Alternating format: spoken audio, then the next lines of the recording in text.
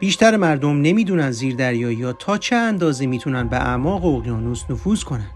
زیردریایی‌های کوچک پژوهشی یا حتی زیردریایی‌های گردشگری در عمق 100 تا 300 متری فعالیت میکنن. هرچه پایین‌تر بریم بیشتر زیردریایی‌های نظامی در عمق 300 تا 600 متری فعالیت میکنن. این زیردریایی‌ها برای مخفی کاری و سرعت ساخته شدن و معمولاً نزدیک سطح باقی میمونن. حالا به زیردریایی‌های نظامی اعماق دریا میرسیم. عمق دقیق اونها محرمانه است، اما میدونیم این زیردریایی‌ها تا عمق 1300 متری اقیانوس نفوذ میکنن. با این حال عمیق‌ترین سفر زیردریایی سرنشیندار در سال 2019 انجام شد. ویکتور وسکو با زیردریایی لیمیتینگ فاکتور به عمق 10928 متری گودال ماریانا رفت. فشار در اینجا حدود 1000 برابر فشار سطح آب هست. اینجا دقیقاً کف اقیانوسه، جایی که هنوز بیشتر از 90% برای انسان ناشناخته باقی مونده.